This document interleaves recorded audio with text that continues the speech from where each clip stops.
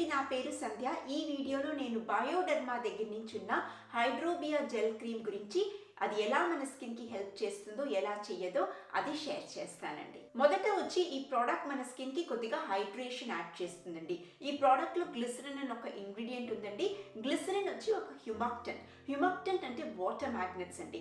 ఆ హ్యూమక్టెంట్స్ మన స్కిన్ మీద పడగానే అవి వచ్చి ఈ వాటర్ మాలిక్యూల్స్ని అట్మాస్ఫియర్ నుంచి పుల్ చేసి మన స్కిన్ సర్ఫేస్ మీదకి తెచ్చేసి అలా స్కిన్కి హైడ్రేషన్ యాడ్ చేస్తుందండి. తర్వాత ఈ ప్రోడక్ట్లో స్క్వాలిన్ అని ఇంకొన్ని ఇంగ్రీడియంట్స్ ఉన్నాయండి. అవన్నీ ఈ హైడ్రేషన్ని సీల్ చేసి ఈ మన స్కిన్ని హైడ్రేటెడ్గా ఉంచుతుంది. ఇప్పుడు చూడండి, హైడ్రేషన్ యాడ్ చేసేది ఒక బెనిఫిట్, కానీ ఆ హైడ్రేషన్ని అలాగే సీల్ చేయాలంటే స్కిన్లో.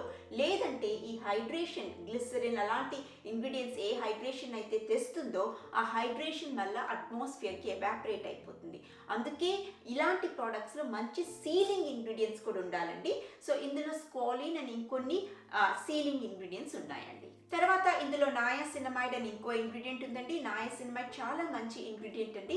నయాసినమైడ్ మన స్కిన్లో ఏదైనా excess oil, usually oily type పీపుల్కి ఆ ప్రాబ్లం ఉంటుంది, ఎక్సెస్ ఆయిల్ అంతా కొద్దిగా రెడ్యూస్ చేస్తుంది. తర్వాత పిగ్మెంటేషన్ని కూడా కొద్దిగా రెడ్యూస్ చేస్తుంది. సో అలా ఎఫెక్టివ్గా ఉండాలంటే నయాసినమైడ్ బిట్వీన్ 3 and 5% యూస్ ఉండాలండి.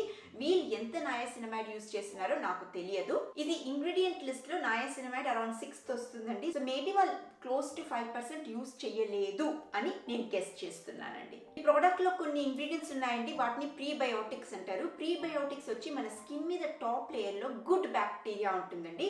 ఆ గుడ్ బ్యాక్టీరియాకి ఈ ప్రీబయోటిక్స్ ఫుడ్ అండి, ఆహారం. సో ఈ గుడ్ బ్యాక్టీరియా బాగున్నప్పుడు మన మైక్రోబియం స్ట్రాంగ్గా ఉంటుంది. ఆ గుడ్ బ్యాక్టీరియానే మైక్రోబియం అంటారు. మైక్రోబియం స్ట్రాంగ్గా ఉన్నప్పుడు మన స్కిన్ ఒక బ్యారియర్ ఫంక్షన్, అంటే ఆ షీల్డ్ లాగా పనిచేసే ఫంక్షన్ స్ట్రాంగ్గా ఉంటుంది. ఆ బ్యారియర్, షీల్డ్ లాంటి పనిచేసే ఫంక్షన్ స్ట్రాంగ్గా ఉంటే మన స్కిన్ హైడ్రేటెడ్గా అండ్ బ్రేక్అవుట్స్ అంటే పింపుల్స్, యాక్ని అంతా తక్కువగా ఉంటుంది. స్కిన్ బ్యారియర్ ఫంక్షన్, ఆ షీల్డ్ ఫంక్షన్ స్ట్రాంగ్గా లేదంటేనేనండి స్కిన్ డీహైడ్రేటెడ్గా, పింపుల్స్ వచ్చేసి, రెడ్గా, యాక్ని వచ్చేసి అట్లంతా అయిపోతూ ఉంటుంది. సో ఈ ప్రీబయోటిక్స్ ఈ ప్రోడక్ట్లో ఉండేది కూడా బాగా హెల్ప్ఫుల్ అండి. ఇందులో వైటమిన్ ఈ కూడా ఉంది. వైటమిన్ ఈ కూడా మన స్కిన్కి కొద్దిగా సాఫ్ట్నెస్ అండ్ స్మూత్నెస్ ప్రొవైడ్ చేస్తుంది. ఇంతదాకా అంత మంచిగా చెప్పాను. ఇప్పుడు నా కన్క్లూషన్ వచ్చి, ఈ ప్రోడక్ట్లో ఫ్రేగ్రెన్స్ ఉందండి. ఫ్రేగ్రెన్స్ ఒక మంచి ఇంగ్రీడియంటే కాదండి స్కిన్ కేర్లో. ఫ్రేగ్రెన్స్ ఉన్న స్కిన్ కేర్ ప్రొడక్ట్స్ యూస్ చేశారంటే మీరు లక్కీ అయితే మీకు ఎఫెక్ట్స్ ఇమ్మీడియట్గా కనిపించేస్తుందండి. స్కిన్లో కొద్దిగా పిగ్మెంటేషన్ అంతా, అప్పుడు మీరు ఇమీడియట్గా దాన్ని స్టాప్ చేస్తారు యూజ్ చేయడానికి. లక్కీ కాదంటే, which is what happens most of the people దగ్గర అండి, మన ఎఫెక్ట్ వచ్చి చాలా రోజుల తర్వాత కనిపిస్తుంది.